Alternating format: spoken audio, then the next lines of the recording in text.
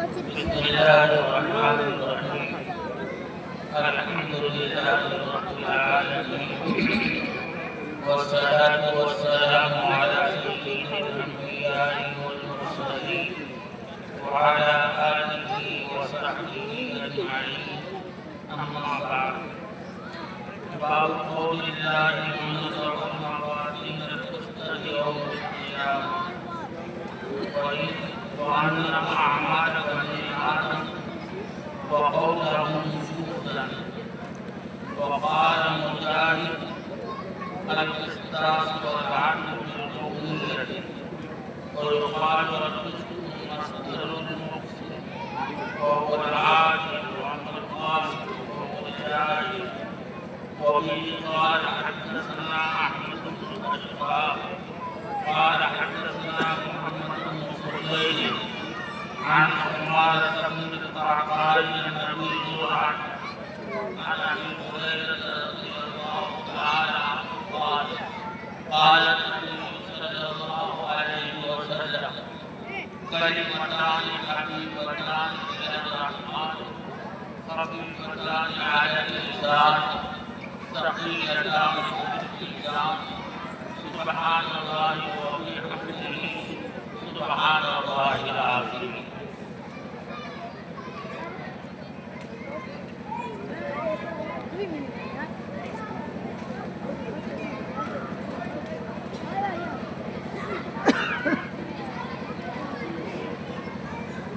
مقتدر حضرات و علماء کرام،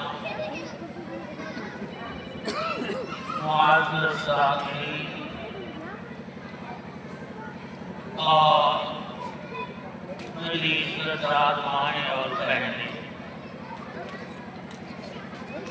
بہت مسرت کی بات ہے کہ آپ کی چھوٹی سی بستی میں آپ کی زمین پر آج بخاری شریف جیسی حدیث کا اختتام عمل میں آ رہا ہے۔ حدیث پاک کی جو اہمیت ہے قرآن کریم کے بعد وہ کسی پر مخفی نہیں۔ حضرت نبی پاک صلی اللہ علیہ وسلم کا یہ ارشاد مشکوٰۃ شریف میں موجود ہے۔ آپ نے فرمایا ترکت فیکم امرین لن تضلوا ما تمسکتم بہما کتاب اللہ و سنتی، کہ میں تو دنیا سے رخصت ہو رہا ہوں، میں اب دنیا میں نہیں ہوں، لیکن میں تمہارے درمیان دو چیزیں چھوڑ کر کے جا رہا ہوں، جب تک ان دونوں کو تم مضبوطی سے تھامے رکھو گے اس وقت تک تم گمراہ نہیں ہوگے۔ تمہارا قدم صراط مستقیم سے نہیں بھٹکے گا اور تمہارا قدم تم کو اس راستے پر قائم رکھے گا جس راستے پر چل کر کے تم جنت تک پہنچ سکتے ہو۔ نمبر 1 اللہ کی کتاب، نمبر 2 اپنی سنت یعنی اپنا طریقہ۔ حضرت نبی پاک صلی اللہ علیہ وسلم کی احادیث مبارکہ کو جو عظمت اور اہمیت حاصل ہے، اس کی عظمت و اہمیت سے اہل حضرات بخوبی واقف ہیں۔ حضرت نبی پاک صلی اللہ علیہ وسلم کی دعاؤں میں سے ایک دعا ہے اللہم ارحم خلفائی، اللہ کے رسول صلی اللہ علیہ وسلم نے دعا کرتے ہوئے فرمایا کہ اللہ میرے خلفاء پر، میرے نائبین پر رحم فرما۔ رحمت کی دعا کی۔ کہ اللہ میرے جو نائبین ہیں ان پر رحم فرما، میرے جو خلفاء ہیں ان پر رحم فرما۔ صحابہ کرام نے پوچھا من خلفاء کا یا رسول اللہ، اے اللہ کے رسول آپ کے خلفاء کون ہیں، آپ کے نائبین کون ہیں، جن کے بارے میں آپ رحمت کی دعا فرما رہے ہیں؟ اس لیے کہ ہمارا اور آپ کا یقین ہے کہ ساری دنیا جھوٹی ہو سکتی ہے لیکن ہمارے آقا کی بات جھوٹی نہیں ہو سکتی۔ صحابہ نے پوچھا اللہ کے رسول ہو آپ کے خلفاء کون ہیں جن کے لیے آپ رحمت کی دعا فرما رہے ہیں؟ آپ نے فرمایا الذین یروون احادیثی ویبلغونہا الناس، کہ جو میری حدیثوں کو میرے بعد نقل کریں گے اور لوگوں تک پہنچائیں گے۔ حضرت نبی پاک صلی اللہ علیہ وسلم نے ان لوگوں کو اپنا نائب قرار دیا ہے، اپنا خلیفہ قرار دیا ہے اور ان کے لیے رحمت کی دعا فرمائی ہے۔ آپ حضرات کے علم میں ہے کہ حدیث کی لاکھوں کتابیں ہیں لیکن قرآن کریم کے بعد بخاری شریف کو اللہ نے جو عظمت اور قبولیت عامہ عطا فرمائی ہے وہ حدیث پاک کی کسی اور کتاب کو نہیں ملی، اور اس قبولیت عامہ کے جو وجوہات ہیں ان وجوہات میں سب سے بڑی وجہ خود امام بخاری علیہ رحمت کا تدین اور امام بخاری علیہ رحمت کا تقوی اور امام بخاری علیہ رحمت کا تقرب مع اللہ اور امام بخاری کا تعلق مع اللہ تھا۔ آپ حضرات کو یقین نہیں آئے گا کہ بخاری شریف کی ایک ایک حدیث امام بخاری نے کس انداز سے لکھی ہے۔ اسی وجہ سے اس بخاری کو پڑھانے والوں نے بھی اس کی عظمت کو برقرار رکھا، بات کو بطور جملے مدرجہ کے آ گئی ذہن میں اور زبان پر آ گئی، اس لیے عرض کرتا چلوں شاید وہ بات رہ جائے اور آپ حضرات کے لیے وہ کام کی بات بن جائے۔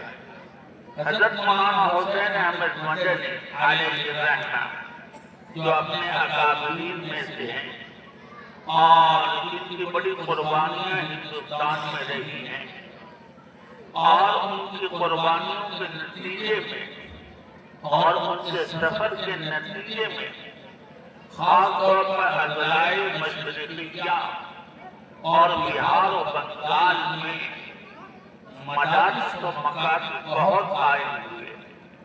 ان کے پیچھے یعنی ان مدارس اور مکاتب کے قیام کے پیچھے حضرت مولانا حسین احمد مدنی کا بڑا دخل تھا اور ان کی قربانیوں کا دخل تھا۔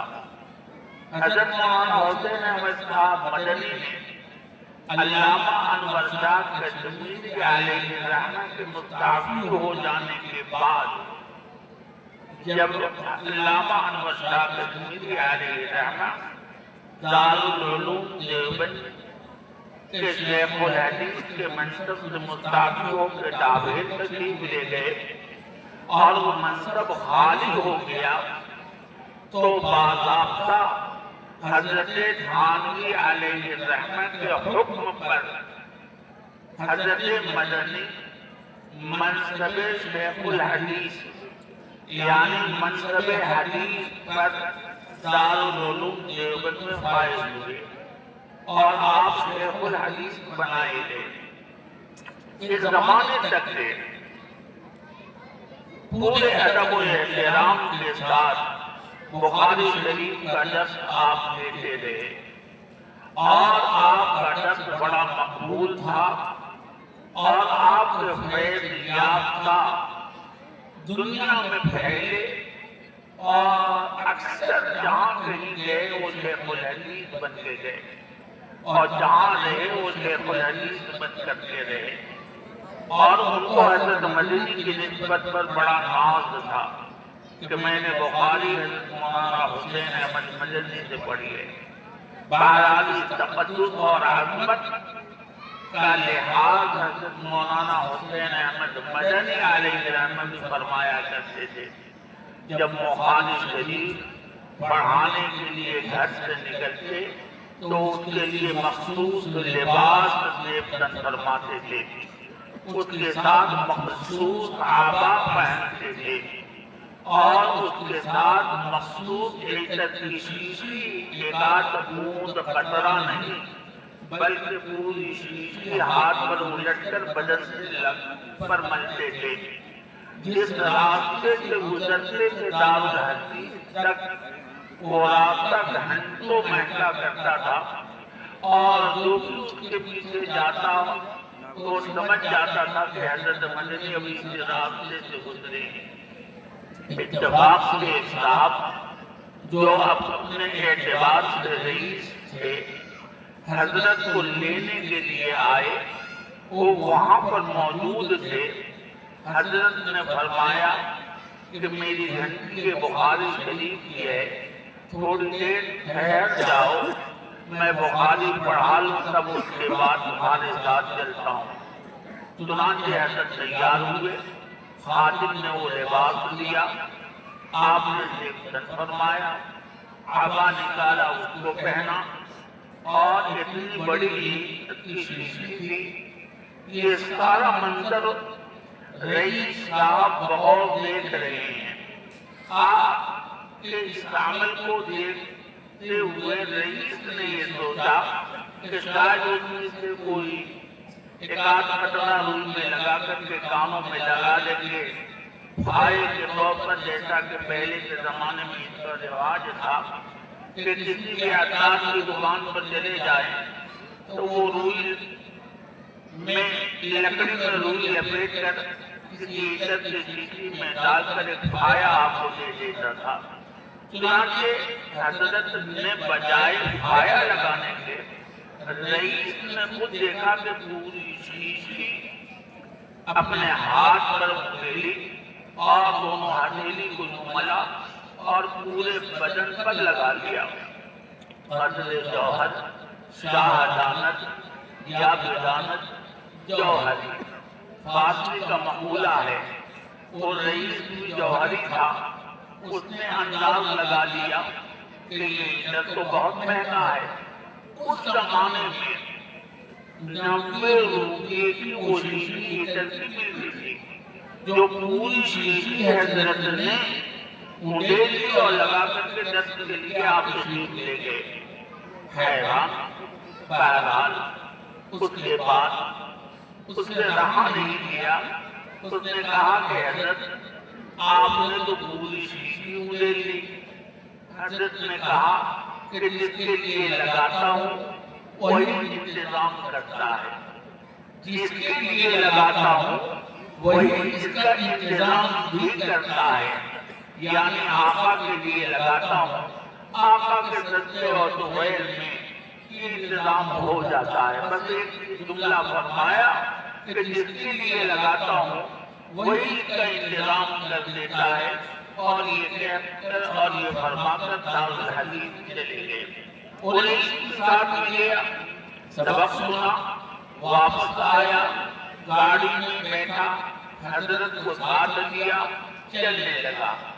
راستے میں حضرت سے از خود خواہ رئیس نے درخواست کی کہ حضرت جو عطر آپ نے لگایا ہے اس کا سالانہ انتظام آج سے میرے ذمہ ہے۔ کیا کہا کہ سالانہ انتظام آج سے میرے ذمہ ہے۔ حضرت مولانا حسین احمد مدنی علیہ الرحمہ نے فرمایا الحمدللہ، آج جو میں نے شیشی لگائی تھی وہ آپ کی شیشی تھی، آج وہ ختم ہو گئی تھی، اس لیے میں نے کہا تھا جس کے لیے لگاتا ہوں وہی اس کا انتظام کر دیتا ہے۔ میرے بزرگوں، اللہ والوں کا معاملہ ایسے ہی ہوتا ہے، لوگ سمجھتے نہیں ہیں۔ اس زمانے میں تو اگر کسی مدرسے سے آپ وابستہ ہیں اور اگر معتمد ہیں، خاص طور پر مدرس نہیں، معتمد کا لفظ آپ کے ساتھ لگا ہوا ہے، تو یاد رکھیں آپ کو چور بننا ہے، آپ کو بے ایمان بننا ہے، آپ کو خائن بننا ہے۔ قوم بخشے گی نہیں، چاہے آپ گلا کاٹ کر کے اس مدرسے میں رکھ دیں، لیکن قوم یہ کہے گی کہ یہ چور ہے، یہ دیکھو یہ گاڑی پر چل رہا ہے، یہ چوری کے پیسے ہیں، اور یہ چل رہا ہے، یہ اس کے پیسے ہیں۔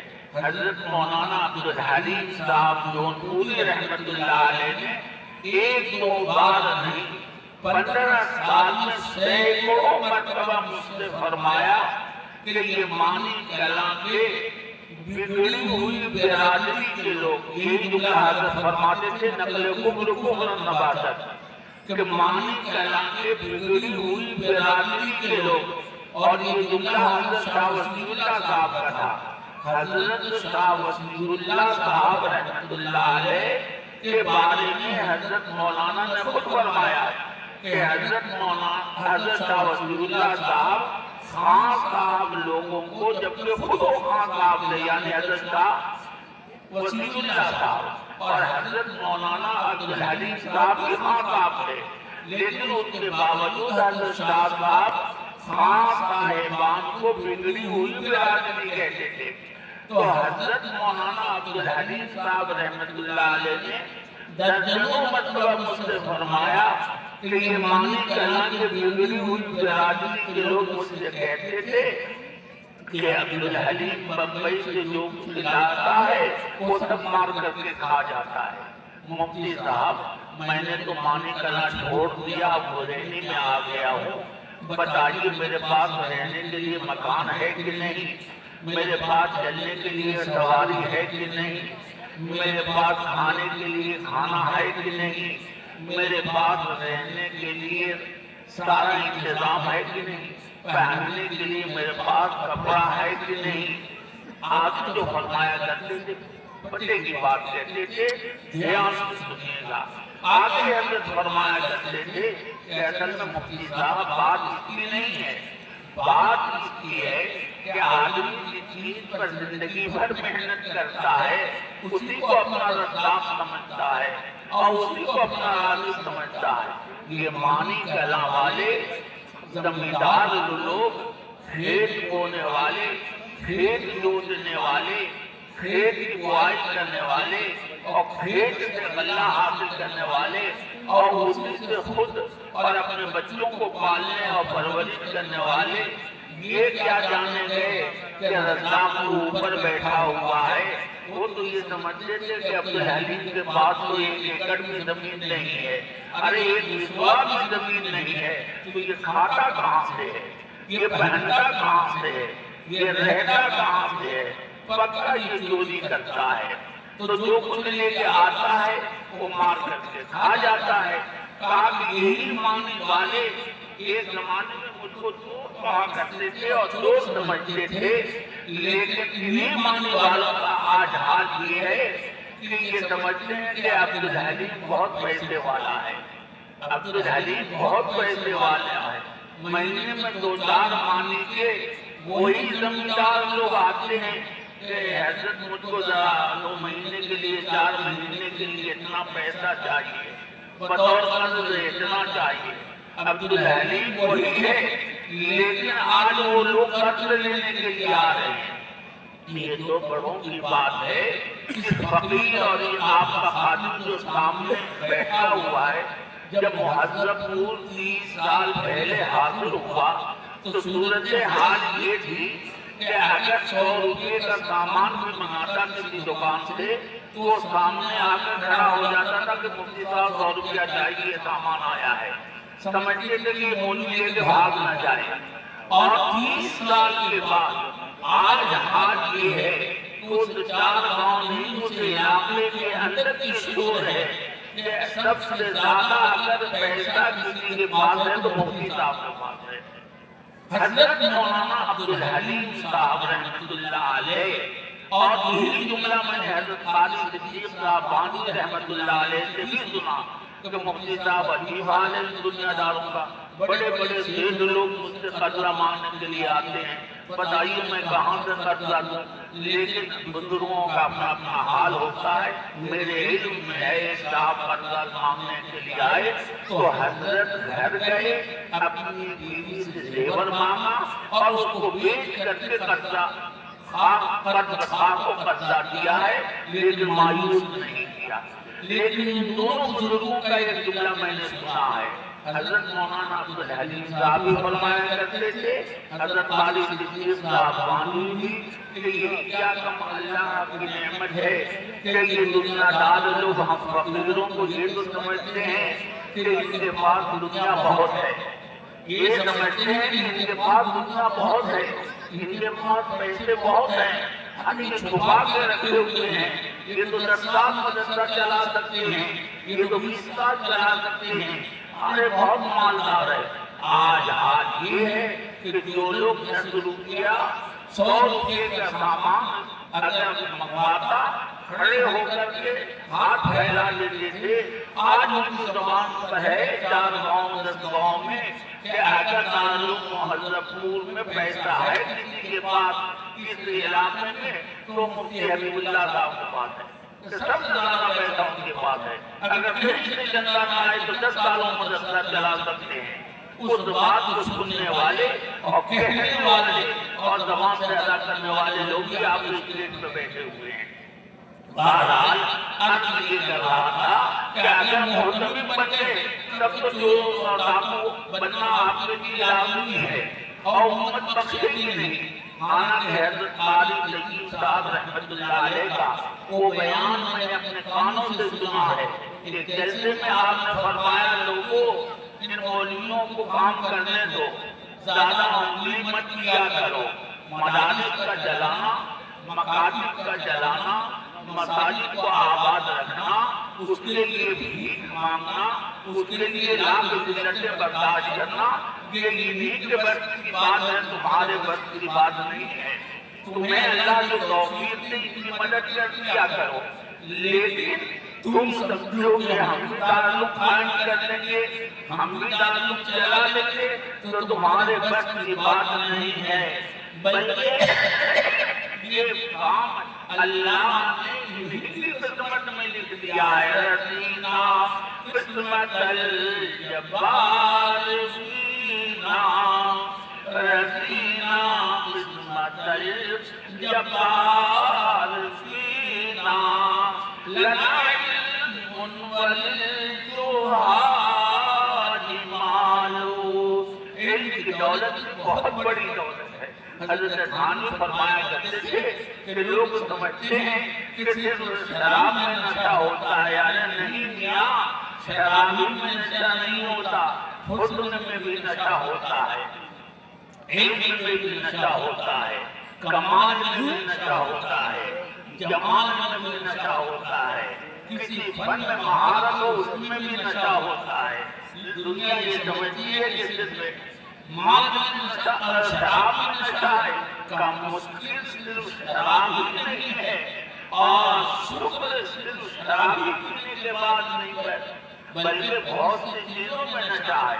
کوئی خوبصورت ہو تو اس کا نشہ الگ ہے، کوئی مال والا ہو اس کا نشہ الگ ہے، کوئی جمال والا ہو اس کا نشہ الگ ہے، کوئی کمال والا ہو اس کا نشہ الگ ہے، تو ہر ایک چیز میں نشہ ہے۔ اور نشے آپ بہت ساری چیزیں ہیں، خالی یہی نہیں۔ تو آج یہ کر رہا تھا کہ کام اللہ کیسے کراتا ہے ہم آپ نہیں سمجھ سکتے۔ حضرت مولانا رشید احمد گنگوہی علیہ الرحمہ اور حضرت مولانا قاسم نانوتوی اور حضرت مولانا اشرف علی تھانوی، یہ تینوں حضرات کے پیر ایک ہی ہیں، یعنی تینوں حضرات جو ہیں یہ ایک ہی خانوادے سے وابستہ ہیں، یعنی تینوں کے پیر حضرت حاجی امداد اللہ صاحب مہاجر مکی اور ان تینوں کو حضرت حاجی صاحب سے اجازت بیعت حاصل ہے۔ حضرت مولانا رشید احمد گنگوہی، حضرت مولانا قاسم نانوتوی تو ہم عمر تھے، لیکن ان میں بڑے حضرت مولانا رشید احمد گنگوہی تھے، اور ان دونوں میں سب سے چھوٹے حضرت تھانوی تھے۔ یہ مسلک دیوبند کی بنیاد جو پڑی ہے، اس کے بانی حضرت مولانا رشید احمد گنگوہی ہیں۔ مسلک دیوبند کی بنیاد جو پڑی ہے، اس کے بانی حضرت مولانا رشید احمد گنگوہی ہے، اور حضرت گنگوہی ہی نے دیوبندیت کو وجود دیا ہے، اور دیوبندی مسلک کو وجود دیا ہے، اور انہوں نے ہی اس کو دکھانا ہے کہ دیوبندی مسلک کہتے کس کو ہیں، اہل سنت کا عقیدہ کیا ہے، علماء دیوبند کا عقیدہ کیا ہے۔ بہرحال تین حضرات کے تینوں کا مزاج الگ الگ تھا۔ ایک صاحب کو دونوں حضرات کی شہرت ایک ساتھ سننے میں آتی رہی، جیسے گرجر پور میں رہ کر سنتے تھے کہ مولانا قاسم نانوتوی کوئی ہیں اور مولانا رشید احمد گنگوہی بھی کوئی بزرگ ہیں۔ ایک دن خیال آیا کئی سال کے بعد کیا چلنا چاہیے، ان بزرگوں سے ملاقات کرنی چاہیے۔ جب بزرگوں کی ملاقات کا داعیہ پیدا ہوتا ہے تو اس کو دبانا نہیں چاہیے بلکہ چل پڑنا چاہیے، چنانچہ وہ چل پڑے، اور اس کے بعد سب سے پہلے مولانا رشید احمد گنگوہی کے پاس پہنچے۔ حضرت مولانا رشید احمد گنگوہی کا مزاج الگ تھا، حضرت تھانوی کا مزاج الگ تھا، حضرت مولانا قاسم نانوتوی کا مزاج الگ تھا۔ یہ سارے ہمارے وہ اکابر ہیں کہ جن کے سامنے ہمارا سر اٹھ نہیں پاتا ہے، ان کے تقدس اور ان کے عظمت کے سامنے، جن کا احسان امت پر اتنا ہے، ان احسانات کو اگر ہم آپ شمار کرنا چاہیں تو بہت مشکل ہوگا شمار کرنا۔ بہرحال بڑے احسانات ہیں ہمارے اکابرین کے ہم سب کے اوپر، پوری امت مسلمہ پر، لیکن ان مزاج میں فرق تھا۔ حضرت مولانا رشید احمد گنگوہی کی یہاں وہ صاحب پہلے پہنچ گئے۔ حضرت گنگوہی کا مزاج بڑا شاہانہ تھا، روزانہ جوڑا نیا بدلا جاتا تھا، کپڑے کے صندوق بھرے ہوئے تھے۔ اسی طرح سے کھانے کے لیے روز دیگ چڑھتی تھی بریانی کی، اور بریانی کی دیگیں وہ مہمانوں کو کھلائی جاتی تھی۔ وہاں ایک ہفتہ رات سیر ہو کر کے کھایا، اور وہاں کی ضیافت سے مستفید ہو کر کے سوچا چلو اب مولانا قاسم نانوتوی سے ملنے چلتے ہیں۔ جب وہاں سے وہ چلا، بڑی مشکل سے پیدل چلتے چلتے دیوبند پہنچا، تو دیوبند پہنچنے کے بعد کسی سے پوچھا کہ مولانا قاسم نانوتوی سے ملاقات کرنی ہے، تو دارالعلوم دیوبند کا ایک مزاج ہے وہ الگ ہے، اور مظاہر علوم کا ایک مزاج ہے وہ الگ ہے۔ دونوں مزاج سے آپ کا یہ خادم واقف اور آشنا ہے۔ مظاہر علوم کا مزاج اب بچہ کہ وہی ہے یہ پتہ نہیں، میں تنقید نہیں کر رہا ہوں، مزاج بتا رہا ہوں۔ وہاں کا مزاج یہ ہے، کوئی مہمان دروازے پر اگر گیا اور کہا کہ بھائی وہ مولانا محمد صاحب جو گرجر پور سنت کبیر نگر کے رہنے والے ہیں، یہاں عربی چہاروں میں پڑھتے ہیں، ان سے ملنا ہے، تو مظاہر کا مزاج یہ تھا کہ وہ انگلی دکھا کے کہتے کہ وہ مولانا سامنے چلی جاتی ہے، اور اس کے بعد وہ بچہ اپنے کام کے لیے روانہ ہو جاتا۔ دارالعلوم کا مزاج ہمیشہ یہ رہا کہ اگر وہاں کسی نے گیٹ پر پوچھا کہ بھائی وہ مولوی محمد سے ملنا ہے، وہ گرجر پور کبیر نگر کے رہنے والے ہیں، آئیے میرے ساتھ چلیے، وہ آپ کا ہاتھ پکڑے گا، لے جائے گا، اس کے کمرے میں بیٹھائے گا۔ اگر وہ وہاں پر موجود ہے تو ٹھیک ہے، ورنہ کمرے والے جب تک کہ میزبان واپس نہ آ جائے उस मेहमान को अपना मेहमान बना करके रखेंगे, उसकी ज़ियाफत करेंगे, उसका हक अदा करेंगे, और जब मेहमान वापस आ जाएगा तब उसके हवाले और सुपुर्द करेंगे। ये दारुल का मिजाज है और मुजाहिद का मिजाज है। ये दोनों मिजाज मैंने खुद देखा है, भोगा है और किया है, अपना मुशाहिदा है। इसमें किसी की तनकीद मैं नहीं कर रहा हूँ, बल्कि मिजाज बता रहा हूँ। बहरहाल जब वहाँ दारुल सेवन के गेट पर पूछा कि मौलाना कासिम नानोतवी से मिलना है, तालिब इल्म ने हाथ पकड़ा और हजरत नानोतवी के कमरे में पहुंचा दिया। हजरत मौलाना कासिम नानोतवी को जब देखा कमरे में, टूटी सी चाई पर वो बैठे हुए हैं और फटा पुराना मैला कुचैला कपड़ा पहने हुए हैं और ब्लू रंग की लुंगी पहनते थे, सफेद कुर्ता, वो भी मैला कुचैला, एक आम किसान की तरह से लग रहे थे। उसको यकीन ही नहीं आया कि अल्लाह वाले हो सकते हैं। बकौल हज़रत थानवी अलैहि रहमत के कि अगर साफ सुथरा पहन लो, शक्ल साफ सुथरी हो, लिबास साफ सुथरा हो, उठना बैठना साफ सुथरा हो, कमरा साफ सुथरा हो, तो लोग तुमको वली नहीं समझेंगे, बल्कि मुझे यहाँ तक के बढ़ी हुई हो और उसके साथ बाल ऐसी चमक रही हो और गले में मोटी सी तावीज़ को क्या कहते हैं वो तस्बीह, जामे वाली तस्बीह हो और हाथ में टेढ़ी सी लकड़ी हो और बाल बिखरे हुए हो, वो बाल बिखरे हुए हो और गले में नारा लगा रहे हो, हमारे गांव में वली आ गया, हमारे गांव में अल्लाह का वली आ गया, हमारे गांव में अल्लाह का वली आ गया, वली आ गया, वली आ गया। लेकिन अगर साफ सुथरा कपड़ा पहनो, साफ सुथरी शक्ल बना के रखो, साफ सुथरा कमरा रखो, तो ये कोई वली है? अरे ये वली थोड़े है, ये तो ऐसे ही है। तो ये मिसाल होता गाना जब हजरत को देखा तो उसको यकीन नहीं आया कि हजरत मौलाना कासिम नानोतवी है। हजरत मौलाना कासिम नानोतवी से मुलाकात कराई उस बच्चे ने।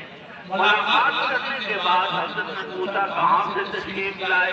कहा कि हजरत फला जगह है। बहुत ध्यान से सुनिएगा, ये बुजुर्गों की बातें हैं।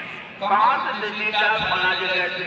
कहा कैसे आना हुआ कि हजरत ज़ियारत के लिए? कहा ठीक है, रुकेंगे कि जाएंगे? कहा कि हजरत रुकूंगा।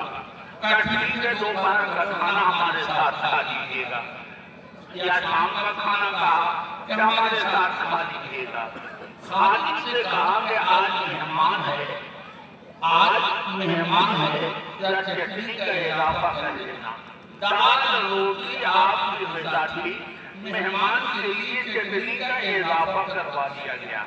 अब शाम को जब मेहमान तशरीफ लाए तो वापस से कुर्सी टूटी हुई चटाई पर दाल रोटी के साथ सिर्फ चटनी और कुछ नहीं, उससे रहा नहीं किया। आखिर तो उसने कहा कि हजरत एक बात अर्ज करूंगा। कहाँ कहो? कहा अर्ज ये करना है कि हमारे इलाके गिरधरपुर में, ये मिसाल दे रहा हूँ, गिरधरपुर ही का ये वाकया है। आप दोनों बुजुर्गों की शोहरत एक दर्जे की है। हजरत मौलाना रशीद अहमद गंगोही, हजरत मौलाना कासिम नानोतवी की विलायत और इल्म और बुजुर्गी दोनों एक सतह की, दोनों की निस्बत और एक तरह से दोनों का ताल्लुक। दोनों अल्लाह वाले हैं, बड़े अल्लाह वाले हैं, बड़े इल्म वाले हैं, बड़े फज़ल वाले हैं, बड़े कमाल वाले हैं।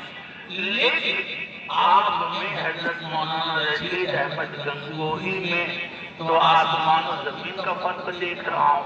का क्या फर्क है? कहा वहाँ तो जोड़े पर जोड़ा है, रोजाना नया कपड़ा है और विज्ञानी की तेज़ें चल रही हैं, और यहाँ आपका लिबास ये देख रहा हूँ। मुझे मोहम्मद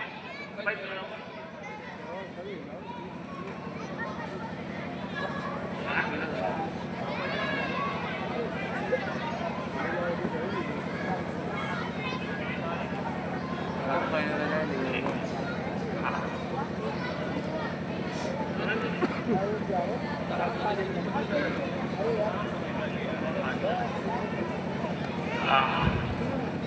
میں نے وقت پوچھ لیا ہے، آدھا گھنٹہ کی اور ہے۔ تو حضرت مولانا قاسم نانوتوی سے کہا کہ حضرت دونوں آسمان زمین کا فرق ہے، بات کیا ہے؟ حضرت مولانا قاسم نانوتوی نے جو جواب دیا، میرے بزرگوں یہ ہمارے بڑوں کی بات ہے، ہمارے بڑوں کی یہاں ایک دوسرے کا کس درجہ احترام تھا اور کس درجہ رکھ رکھاؤ تھا اور ایک دوسرے کے ساتھ کیسی زبان استعمال ہوتی تھی۔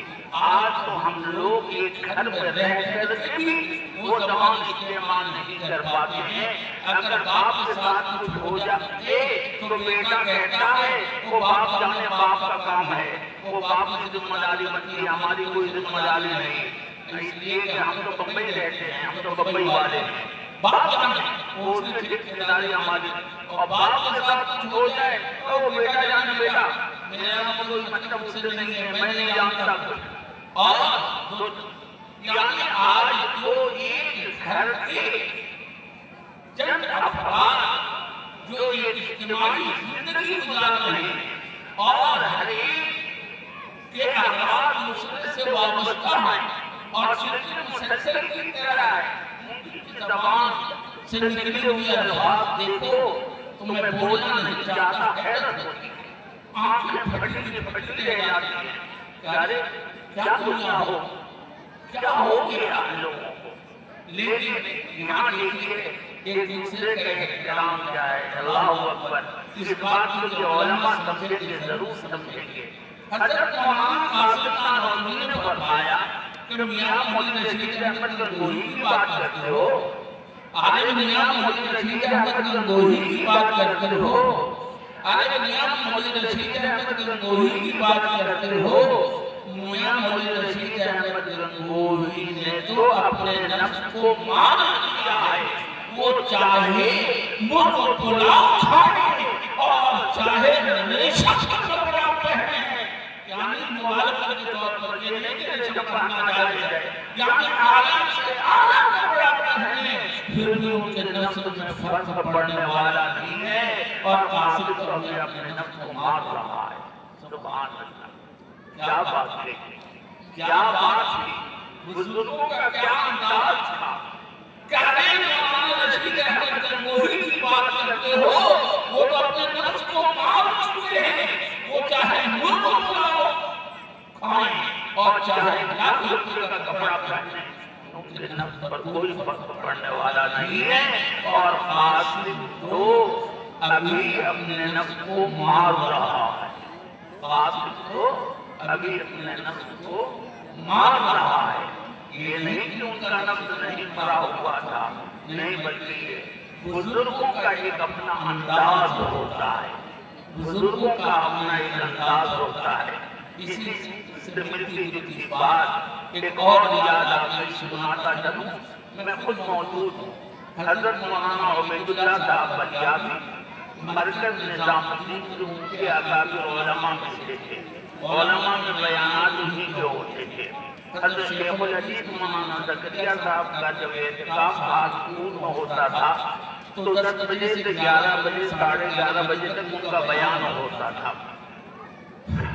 بیان کر کے آ کر کمرے میں بیٹھے ہوئے تھے، ان کے محبین اور متوسلین 2000 بھی بیٹھے ہوئے تھے۔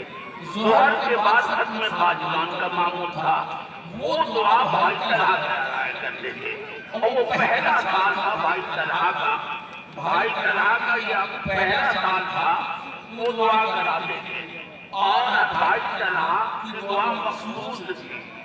تو یہ صاحب نے ذرائع محبت میرے سامنے کی بات ہے، حضرت مولانا عبید اللہ بلیاسی نے کہا کہ حضرت آپ کی بات بھی نرالی ہے، آپ کے بیان میں مزہ آ جاتا ہے، آپ کے بیان میں مزہ آ جاتا ہے، آپ کے بیان میں مزہ آ جاتا ہے، روز نئی نئی باتیں سننے کو ملتی ہیں۔ ایک بھائی طلحہ، یہ مزے والی بات بھی یاد رکھیے گا، ایک بھائی طلحہ ہے تو ان کا حال یہ ہے کہ جہاں سے آج شروع کیا وہیں سے کرنی شروع کرتے ہیں اور جہاں آج ختم کیا وہی ختم کرتے ہیں. ایک لفظ کا ایک پھیر نہیں. مطلب کیا تھا؟ یعنی ان کی دعا رڑی رڑائی ہوتی ہے. یعنی ایک طرح سے تنقید تھی، ایک طرح سے تحریر تھی. حضرت مولانا عبید اللہ صاحب بلیابی نے برداشت نہیں کیا.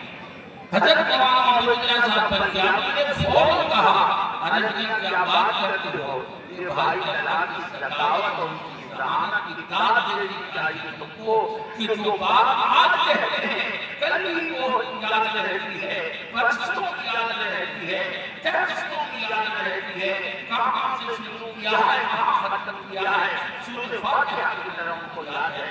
اب مجھے سچائی کا حال یہ ہے، کبھی بیان کر کے آیا ہوں اس سے پوچھ لو تو مجھے پتہ ہی نہیں. دیکھا یہ بڑوں کا انداز، یہ ہمارے بڑے اس طرح مردوں کو اوپر اٹھاتے تھے اور اس طرح آپس میں تعلقات کو نبھاتے تھے.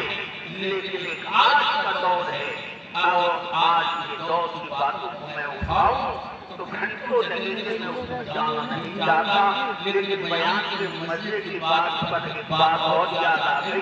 علامہ ابراہیم بلیابی دارالعلوم اور مجھے اساتذہ میں سے تھے، امام المنطق والفلسفہ تھے.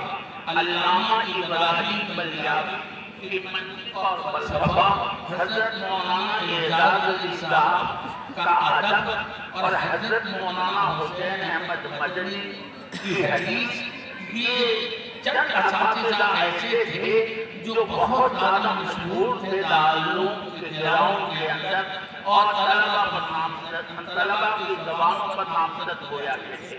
علامہ ابراہیم بلیابی ایک مرتبہ ایک مجلس میں کہنے لگے کہ بھائی سب سے اہم کام تو افتاء کا ہے، سب سے اہم کام تو فتویٰ دینا ہے. یہ مشکل ترین کاموں میں سے اس کو ہلکا کام مت کہا. دوسرے نمبر پر علمی کاموں میں تدریس کا ہے. یہ تدریس کا کام بہت مشکل کام ہے، تدریس کا کام بھی بہت مشکل کام ہے. یہ بھی کام آسان نہیں ہے، خاص طور پر جب طلبہ بھی ذہین ہو اور مطالعہ کر کے آئیں. باقی تیسری کی تقریر کئی بھی کام ہے، لیکن یہ تو جہاں جور گرم ہے، یہ تو جہاں جور گرم ہے. مطلب یہ تھا حضرت نے خود فرمایا کہ جب تک جہاں جور گرم کو کھاؤ منہ کو چٹپٹا لگتا ہے، اور جہاں 10 منٹ گزرے اس کا چٹپٹا ختم ہو گیا. یعنی جب تک کہ مجلس میں تقریر ہوتی رہتی ہے لوگوں کو مزہ آتا ہے، چنا جور گرم کی طرح سے واہ کرتے ہیں اور اس کے بعد بھول لیا، بھول کر کے چلے گئے، پھر بھول گئے تو بھول گئے کچھ نہیں. تو علامہ ابراہیم بلیابی کی بات اس پر یاد آئی جو حضرت مولانا عبید اللہ صاحب بلیابی علیہ رحمت کے خاص مرید نے کہا تھا کہ حضرت آپ بیان میں بڑا مزہ آتا ہے، روز نئی نئی باتیں سننے کو ملتی ہے. لیکن کل ہو کر کے پوچھو کہ کل حضرت نے کیا بیان کیا تھا تم کو پتا نہیں. تو سب سے اہم کام فتویٰ دینا ہے، سب سے اہم کام فتویٰ دینا ہے. حضرت مولانا رشید احمد گنگوہی علیہ رحمہ کی بات آج کروں فتوے کے سلسلے میں یاد آئی. حضرت مولانا رشید احمد گنگوہی فرمایا کرتے تھے کہ میں نے خواب میں دیکھا کہ حضرت نبی پاک صلی اللہ علیہ وسلم تشریف فرما ہے، مجلس لگی ہوئی ہے اور اس مجلس میں آقا بیٹھے ہوئے ہیں اور دوسرے حضرات ہیں. حضرت نبی پاک صلی اللہ علیہ وسلم نے مجھ سے 100 سوالات کیے، ایک دو نہیں 100 سوالات کیے. لیکن اور ہر سوال کا جواب میں نے دیا اور ہر جواب کے بعد حضرت نبی پاک صلی اللہ علیہ وسلم نے اس جواب کی تصدیق کی اور فرمایا رشید احمد نے صحیح کہا ہے. اس کے بعد مجھے یقین آ گیا کہ رشید احمد کی زبان سے اللہ کوئی غلط بات نہیں کہلوائے گا. رشید احمد کی زبان سے اللہ کوئی غلط بات نہیں کہلوائے گا. یہ مولانا رشید गंगोई ने कि जब कौवे की हिल्लत का फतवा दिया कि कौवा खाना हलाल है तो पूरे हिंदुस्तान में बड़ा शोर मचा और खास तौर पर एक तबके ने तो बड़ा शोर मचाया। कहा ठीक है, आज तो मौलाना रशीद अहमद गंगोई ने कौवे को हलाल कर दिया है, कल चील को भी हलाल कर देंगे। आज तो कौवे को हलाल किया है, कल चील को भी हलाल कर देंगे। बतौर दर्ज के कहा मजलूब थे शाहदौला नाम के पंजाब के रहने वाले, इत्तेफाक से लोग मिल गए शाह मजलूब उनको, उन्होंने कहा हजरत उस्मान का क्या हुआ? का मौलवी रशीद अहमद गंगोई ने कौवे से हलाल होने का फतवा दे दिया है।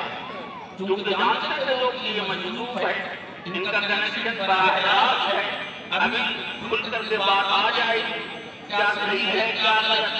उस मजलूब ने फौरन कहा या मौलवी रशीद अहमद गंगोई की बात करते हो, मौलवी रशीद अहमद गंगोई की बात करते हो, मौलवी रशीद अहमद गंगोई की बात करते हो। अरे मौलवी रशीद अहमद गंगोई का कलम तो आशिया इलाही को देख करके देखा। मौलवी रशीद अहमद गंगोई का कलम आशिया इलाही को देख करके चलता है। ये थे हमारे असलाफ, ये थे हमारे वकाबे। उन्हें का एक किस्सा सुनाने जा रहा था, बात वहां से कहां चली गई तो हजरत गंगोई का मिजाज रखा, वहां को लंबा दस्तरखान था, रोजाना नए नए लिबास और रोजाना नए नए खाने और एक बजे की अड़े थे। बस एक मरतबा मिर्ची लगने लगी, जिनको मिर्ची लगती है कि ये दस्तरखान चल रहा है कहां से, दुनिया दौलत का अजीब हाल है। वही बात हजरत मौलाना अब्दुल हलीम साहब रहमतुल्लाह अलैह वाले कि रशीद अहमद गंगोई दिन भर बैठा रहता है बंद कमरे में, लेकिन रोज नया कपड़ा पहनता है और रोज एक बच्ची चढ़ रही है। आखिर ये इतना लंबा लंगर चल रहा है, दुनिया वालों को इसकी बहुत फिक्र होती है, ये कहाँ पहुंच रहा है, ये पहन कहाँ से रहा है, इसके पास अच्छी गाड़ी कहाँ से आ गई, इसने अच्छा मुदस्सा कैसे बना लिया और इसने अच्छा जलसा कैसे कर दिया। अल्लाह ने दिया है, अल्लाह ने असबाब पैदा कर दिए, अल्लाह की रहमत वाली जात है, तो तुमको क्या तकलीफ हो रही है। अल्लाह ने माश और मैशत को अपने हाथ में ले रखा है, लेकिन होती है अंग्रेजों ने भेज दिया एक जासूस को, जासूस भी कुर्ता पायजामा पहने हुए और लंबी दाढ़ी रखते हुए पहुंच गया। पहुंचने के बाद एक हफ्ते तक उन्हीं का बन करके उन्हीं का हो करके रहा और आसमान में पता लगाता रहा, पता लगाता रहा, पता लगाता रहा, रोज बिरयानी खाता रहा, लेकिन पता नहीं लगा कि ये इतना लंबा चौड़ा लंगर कहां से चल रहा है। सोचा शायद एक हफ्ते और पता लग जाए, एक हफ्ता और रहा, लेकिन उसमें भी पता नहीं लगा कि ये लंगर कहां से चल रहा है। आखिर में उसने जाकर हजरत मौलाना रशीद अहमद गंगोई के यहाँ राज खोल दिया। हजरत मौलाना रशीद अहमद गंगोई के यहाँ राज खोल दिया और कहा कि हजरत मैं जासूस बन करके आया था ये पता लगाने के लिए कि आप ये लंगर कहां से चलता है, लेकिन 2 हफ्ता में कुछ पता नहीं चल सका। अब मुझे इजाजत दीजिए जाने की। हजरत मौलाना रशीद अहमद गंगोई ने फरमाया उनके कहने पर तुम 2 हफ्ता रहे, मेरे कहने पर 1 हफ्ता और रह जाओ, शायद पता चल जाए। चुनांचे 1 हफ्ता और रुक गया, फिर भी पता नहीं लगा। जब पता नहीं लगा तब उसके बाद 3 हफ्ते के बाद हजरत के पास पहुंचा, रोने लगा, कहा मुझसे गलती हो गई, माफ कर दीजिए, मैं जासूस बन करके आया था, آپ جو لینے کے لیے، لیکن پتہ کچھ نہیں لگا اور مجھ سے غلطی ہوئی، معاف کر دیجیے۔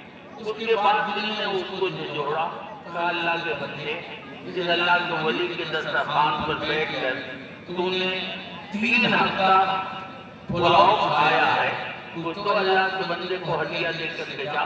چنانچہ جیب سے 100 روپے نکالے اور حضرت کے ہاتھ میں تھمایا۔ حضرت نے منع کر دیا، یہاں تک وہ رونے لگا، اتنا اصرار کیا کہ حضرت نے مجبوراً اس نذرانے کو قبول کر لیا۔ اور قبول کرنے کے بعد فرمایا کہ اب سمجھ میں آیا؟ کہا حضرت نہیں۔ کہا ابھی سمجھ میں نہیں آیا، کبھی سمجھ میں نہیں آیا کیا؟ کہا اب سمجھ میں آیا؟ کہا کہ نہیں، تو اب سمجھ میں نہیں آیا تو کبھی سمجھ میں نہیں آیا کیا؟ مطلب یہ کا اسی طرح اللہ کے نیک بندے آتے ہیں اور اسی طرح سے یہ لنگر چلتا رہتا ہے، اللہ توفیق دیتا رہتا ہے اور لوگ آتے رہتے ہیں اور اسی طرح سے یہ سارا نظام چلتا رہتا ہے۔ لیکن ہر ایک کا انداز ایک نہیں ہوتا۔ ایک بزرگ تھے، ان کے بعد ان کے مرید نے سونے کے پترے پر یہ لکھ کر کے بھیجا کہ فلاں پورا خطہ، یہ پورا خطہ آپ کی خانقاہ کے لیے وقف کرتا ہوں، اس کی آمدنی سے آپ کی خانقاہ کے خرچ پورے کیے جائیں۔ حضرت نے خادم کو بلایا اور اسی سونے کے پترے کے پیچھے یہ شعر لکھوا کر واپس بھیجوا دیا کہ معبودوئے فقر و قناعت نمی پورے، معبودوئے فقر و قناعت نمی پورے،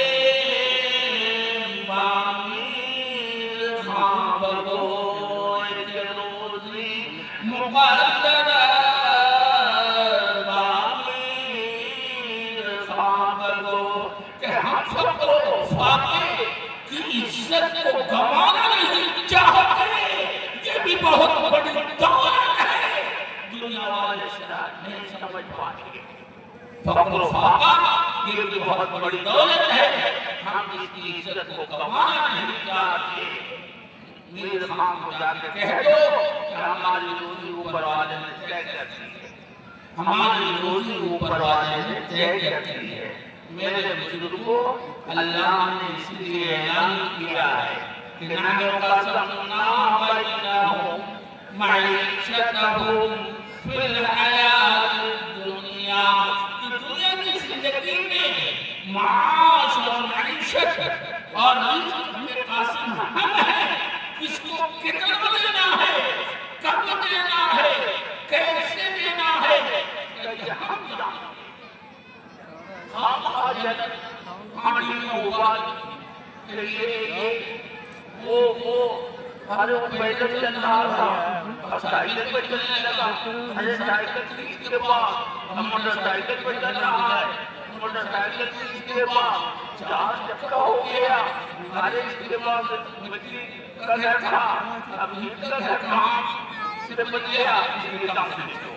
میرے بزرگوں، آج امت کے اندر جہاں بہت سارے امراض پیدا ہو گئے ہیں جو امت کو تباہ کرنے والے ہیں، ان میں سے ایک بڑی بیماری حسد،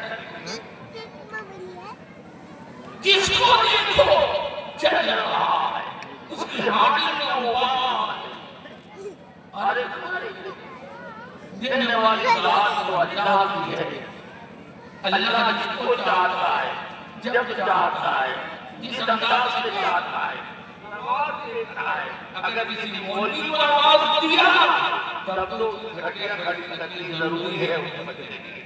یہ مولوی کیسے اچھا کھانا کھا رہا ہے، یہی بات ضروری ہے۔ یہ مولوی کو ضرور ہوگا جب یہ اچھا کھا رہا ہے، اس کا اچھا مدرسہ کیسے بن گیا، یہ اچھی سواری پر کیسے چل رہا ہے۔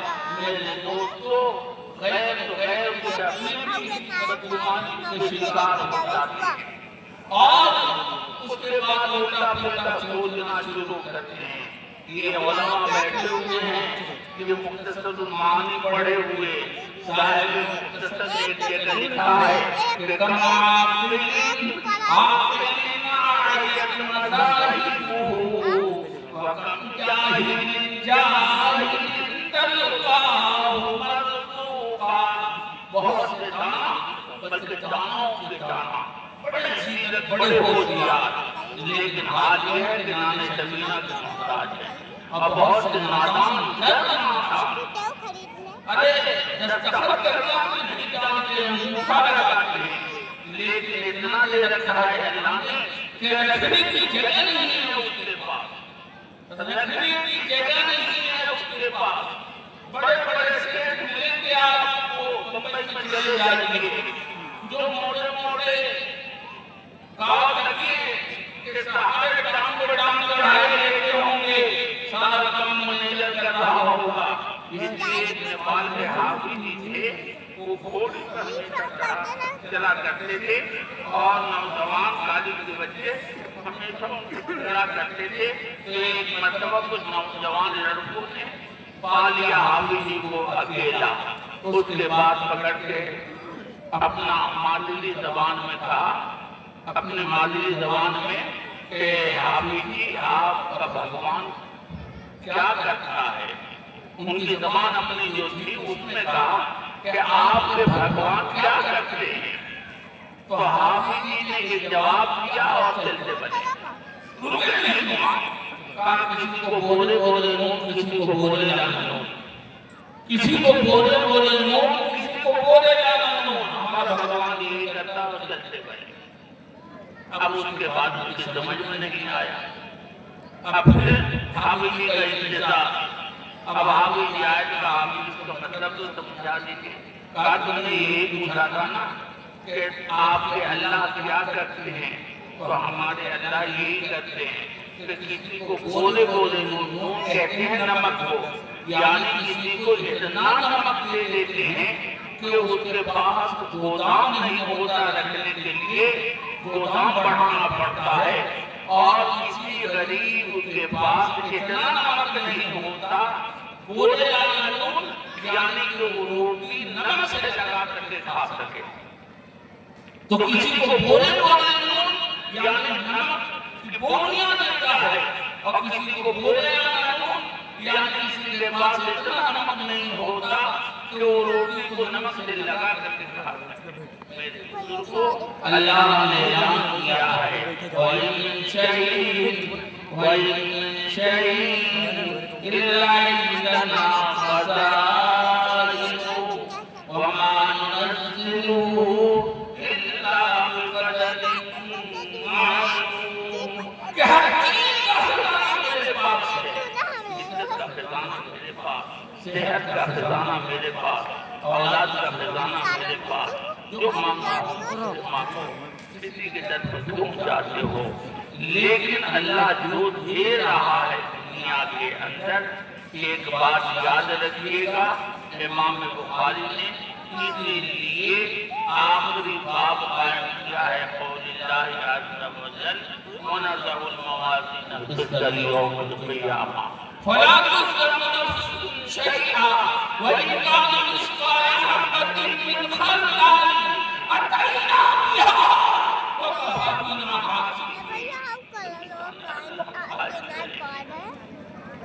یہ مت سوچنا کہ تمہاری زندگی ایک دم سے بیٹھ گئی ہے جانور کی طرح، جہاں چاہے منہ مارو، نہیں، تمہاری نگاہ پر بھی اللہ کا کیمرہ ہے، تمہارے کانوں پر اللہ کا کیمرہ ہے، تمہاری زبان پر اللہ کا کیمرہ ہے، تمہارے ہاتھ پر اللہ کا کیمرہ ہے، کہاں سے کما رہے ہو اللہ کے کیمرے میں ہو، کہاں خرچ کر رہے ہو اللہ کے کیمرے میں ہو، زندگی کیا کیا اللہ کے کیمرے میں ہو، جوانی کی کہاں بتائی اللہ کے کیمرے میں ہو، کیا پہن رہے ہو اللہ کے کیمرے میں ہو، خلوت میں جو ہو رہا ہے اللہ کے کیمرے میں ہے، جلوت میں جو کر رہے ہو اللہ کے کیمرے میں ہے، اور سارا لکھا اللہ پاک میزان عدل میں رکھے گی۔ وَنَضَعُ الْمَوَازِينَ الْقِسْطَ لِيَوْمِ الْقِيَامَةِ فَلَا تُظْلَمُ شيئا کسی پر کوئی ظلم نہیں ہوگا إن كان مثقال حبة من خردل أتينا بها وكفى بنا حاسبين رائی کے دانے کے برابر اچھائی یا برائی ہم نے اور یا آپ نے کی ہوگی چاہے تنہائی میں کی ہو چاہے اجتماعیت میں کی ہو اجالے میں کی ہو یا اندھیرے میں کیا ہو یہ سب نامہ اعمال میں پہنچ جائے گا اور وہاں عزت ہوگا اس لیے اس سے بے خوف ہو کر زندگی ہمیں اور آپ کو نہیں گزارنی ہے کہ ہمیں مرنا نہیں ہے ایک دن مرنا ہے اور مرنے کے بعد اللہ کے سامنے پیش ہونا ہے میزان عدل پر حاضری دینی ہے وہاں ہماری پوری زندگی کا حساب ہوگا جو دیکھا ہے اس کا حساب لینا ہے جو سنا ہے اس کا حساب لینا ہے جو کھایا ہے اس کا حساب لینا ہے جو پہنا ہے اس کا حساب لینا ہے جو بولا ہے اس کا حساب لینا ہے جہاں گئے ہیں اس کا حساب لینا ہے بے حساب خالی زندگی نہیں ہے اللہ سمجھ کر ہم کو زندگی گزارنے کی توفیق عطا فرمائے۔ اللہم صلی وسلم